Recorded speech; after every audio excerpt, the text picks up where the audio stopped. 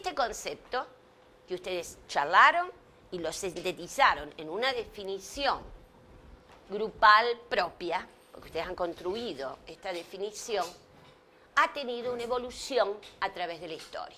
Es decir, a pesar de que a ustedes les parezca que esta palabra es inamovible, que es lo que se nos presenta a las palabras y los conceptos, no es así a través del tiempo. No es así a través del tiempo. En el estudio y en Educación para la Paz, nosotros determinamos determinadas etapas en que trabajamos el concepto. Vamos a ver las grandes etapas. El esquema número 1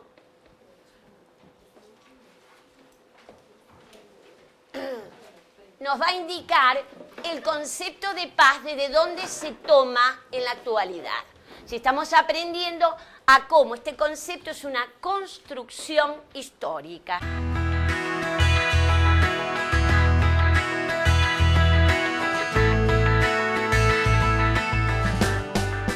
Una construcción histórica en el tiempo, es decir, tiene una evolución general, que es lo que yo les voy a mostrar, alimentada a través de los años.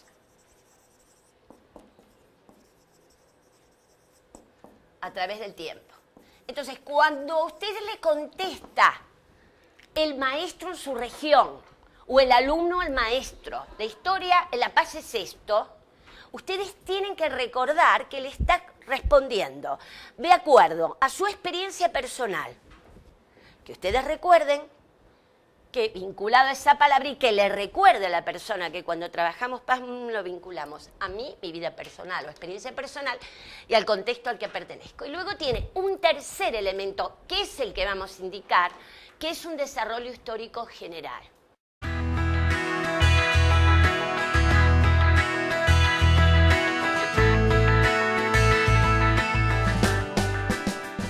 Y entonces tenemos 4 elementos que han influido fundamentalmente, hasta aquí, vamos a poner 5, hasta aquí, en la construcción de lo que es el concepto de paz hoy.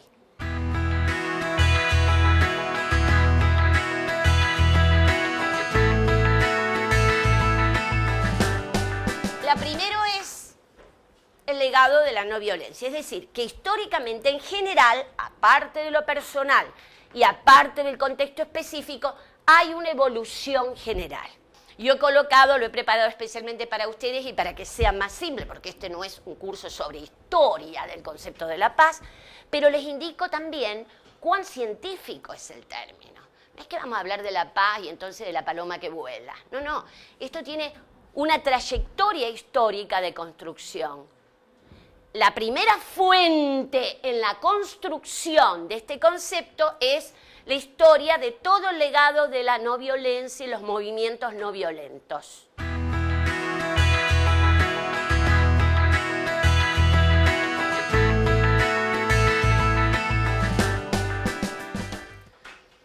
En la antigüedad, las relaciones entre filosofía y paz, hay filósofos en la antigüedad que hablan de la paz. Por supuesto que hablan de la paz desde su contexto político socioeconómico. Cuando Platón habla de la paz, habla del suyo y no del de Santo Tomás, ¿está? Y cuando Santo Tomás habla desde el suyo. Y cuando Kant, en la filosofía moderna, habla desde su experiencia personal y desde su contexto. Pero va construyendo también ciencia. Entonces, encontramos un primer análisis sobre la paz en la filosofía de la antigüedad.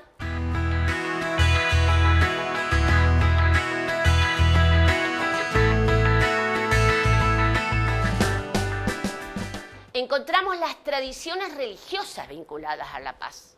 Y entonces nos asombramos de esto. Porque ustedes no se imaginan la cantidad de religiones que hablan de paz. Y que en muchos casos son conceptos similares.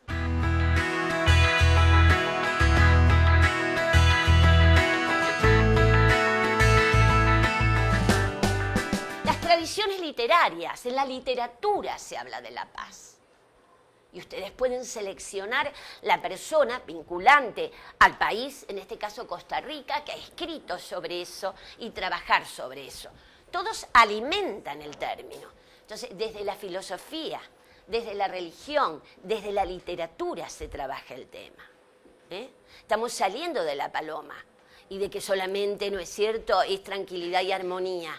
Es decir, la paz ha sido pensada, ha sido concebida en otros campos que luego van a volcarse en el pedagógico también.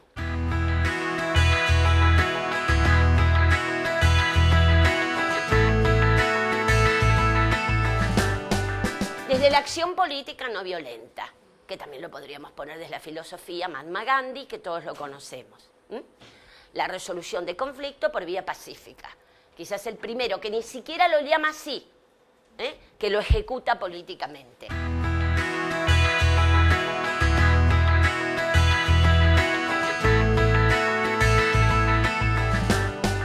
Por supuesto, la herencia y el trabajo de Martin Luther King, porque son universales, a su vez se proyectan.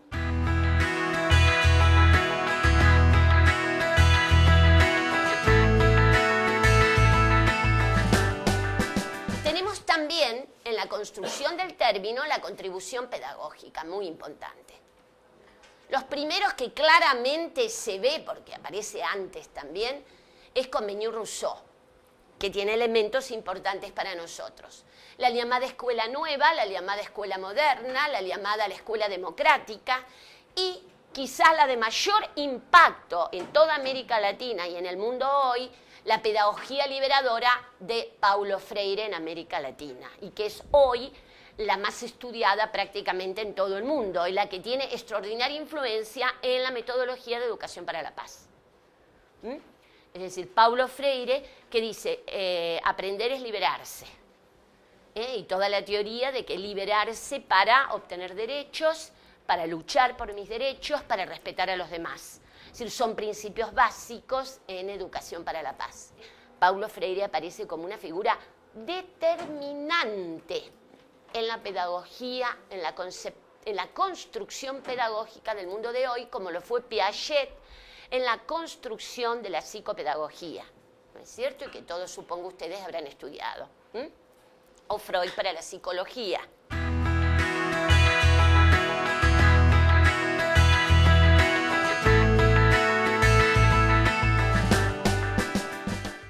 Entonces, la educación para la paz tiene un pilar, todos los que han construido el legado de la no violencia, tiene un pilar desde la pedagogía, tiene un pilar muy importante en la perspectiva asociativa y sindical, los movimientos y campañas de la sociedad civil. La construcción de educación para la paz también se aprende de los movimientos sociales, cuyas prácticas, pidiendo derechos, buscando alternativas, tratando de resolver en forma de negociación, en forma de mediación, los gobiernos y los grupos no gubernamentales trabajaban la mediación y trabajan el diálogo mucho antes que sea utilizado didácticamente, si ya lo hacían en la práctica. Entonces, ellos influyen en las prácticas hoy en el aula de la educación para la paz. Son elementos que tomamos para construir nuestra metodología.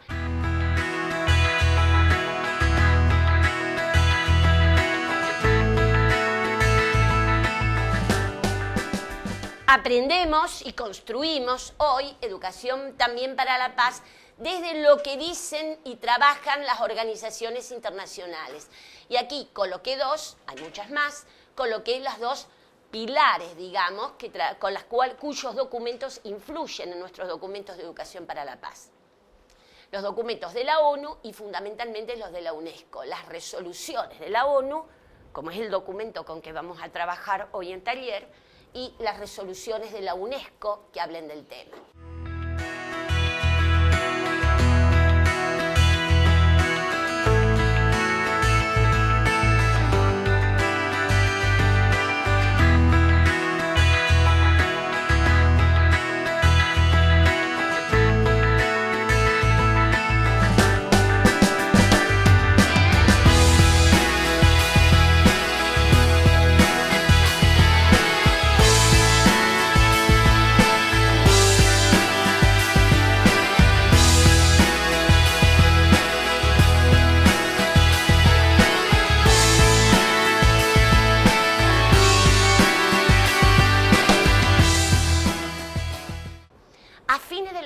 años 80 y ante la problemática de violencia mundial, aparece un estudio que es el que tienen, les digo a ustedes en la carpeta, que es un documento básico. Fue Federico Mayor Zaragoza, el español secretario general de la UNESCO por 2 periodos, decide, bueno, nosotros lo que tenemos que construir, si queremos construir la cultura de paz, queremos desarrollar una teoría de cultura de paz y educación para la cultura de paz, debemos analizar el tema de la violencia. Por lo tanto, lo que propone Federico Mayor Zaragoza en el año 1984-85 como secretario general de la UNESCO es realizar una investigación acerca de un punto que era crucial, que era la pregunta de si la violencia era inherente y biológica en el hombre. Si la violencia era inherente y biológica en el hombre, y por eso el hombre construía cultura de violencia como una cuestión de la cual no podía desprenderse por su propia naturaleza, o si había alguna otra posibilidad, otra alternativa, porque si el hombre biológicamente construye cultura de guerra por sus características personales, sería mucho más difícil ir contra ese imperativo biológico.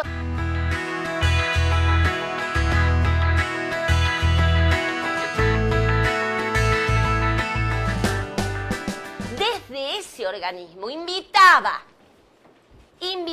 al grupo de científicos más destacados del momento a discutir este tema, a investigar, a responder a este imperativo. ¿Es la violencia un imperativo biológico? Y por lo tanto se construye un mundo de violencia acorde con ese imperativo, o hay otras posibilidades. Encargó a una persona que él le pone mucha confianza y arma el departamento de la UNESCO, David Adams, ser el coordinador de este proyecto, de unir a los científicos, de llamarlos, de invitarlos, y David Adams, a partir de ese momento, de los años 80, unido a la UNESCO, como hombre, digamos, encargado de ese departamento, y Federico Mayor Zaragoza establecen la famosa reunión que hoy, en la historia del mundo y de la educación para la paz, se llama la reunión de Sevilla de 1986, que construye un documento básico, fundamental, que es el Manifiesto de Sevilla, ¿no? Es decir, concluyen entonces que la violencia no es innata, no es genética, sino que se construye, que es una construcción social.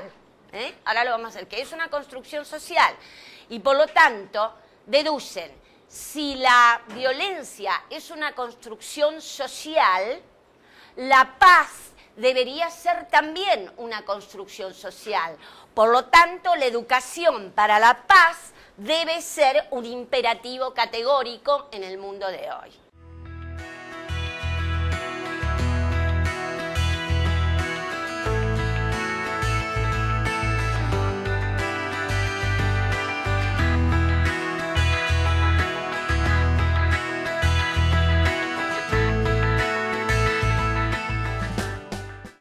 El Manifiesto de Sevilla es el documento científico entonces que nos da validez científica y que influye para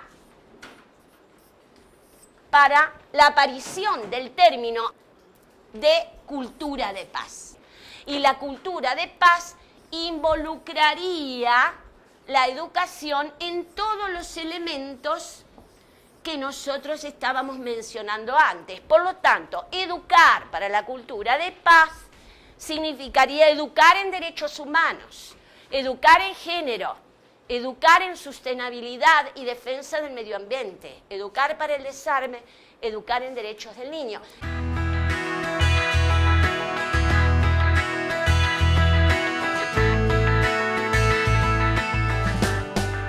Resolución de la ONU, en la cual tipifica y recomienda a todos los países del mundo a trabajar en esta línea, lo que significa un instrumento jurídico internacional. Hoy la cultura de paz tiene dos pilares básicos. Un instrumento científico, el Manifiesto de Sevilla. Un instrumento en derecho internacional, la Resolución 53.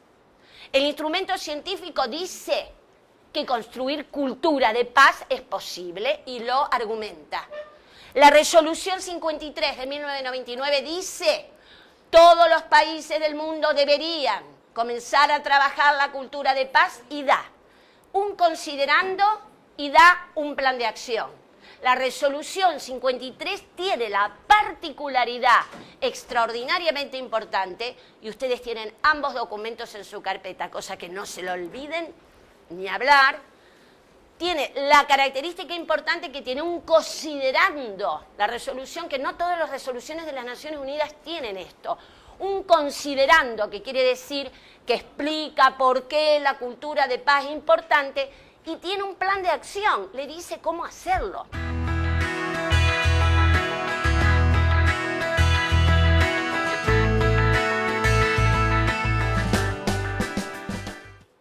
Con todos estos elementos, con los elementos que nos dan todas estas distintas partes, nosotros hablamos hoy de una pedagogía para la paz.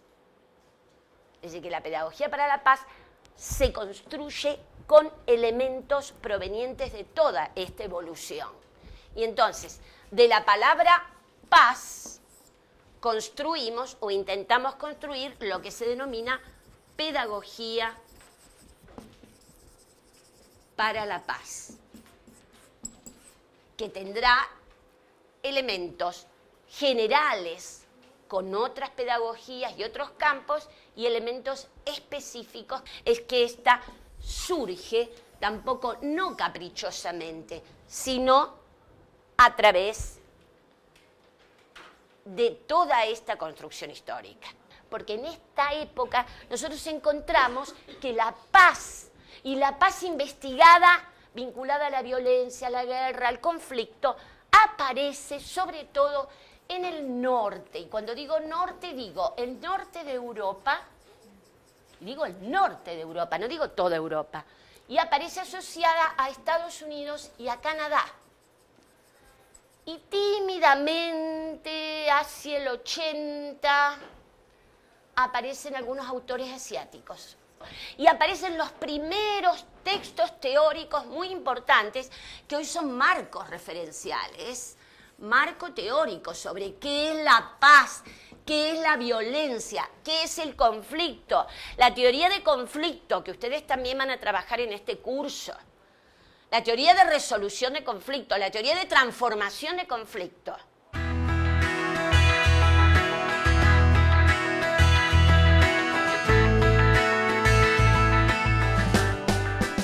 Al mismo tiempo que se construye el marco teórico en el norte, y en educación comienza el trabajo que llamamos educación, que es bastante temprano con las democracias, en derechos humanos. Es un eje disciplinar. Aparece la educación en género, aparece el tema de género, aparece el tema de niñez, aparece el tema de educación para el desarrollo, habría que pensar qué desarrollo, pero aparece.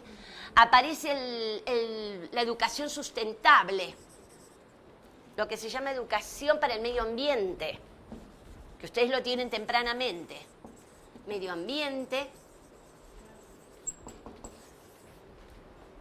Aparece el derecho internacional como un área.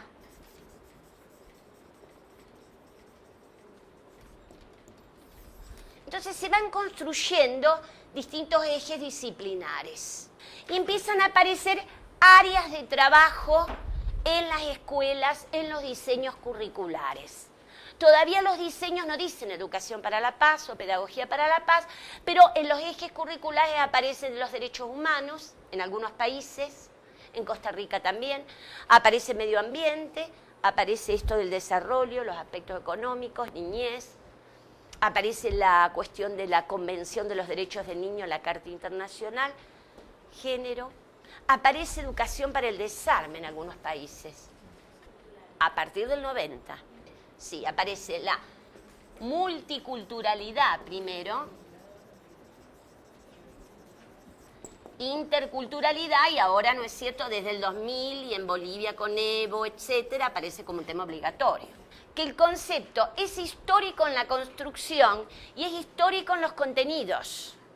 Así que los contenidos de educación para la paz se van sumando. Que los primeros en realidad en América Latina son los derechos humanos, ¿eh? Es decir, circunscribíamos a determinados temas que eran predominantes. Es decir, fíjense, todos los que en cada país era predominante. Ahora, si usted va a Bolivia hoy, les digo yo que voy como consultor, etcétera, a mí, en un curso como este, lo primero que me van a decir las maestras es lo que me dijo la señorita: educación para la paz es multiculturalidad. Educación para la paz es derechos de indígenas, profesora. ¿Por qué? Porque esa realidad pesa en el diseño curricular de Bolivia.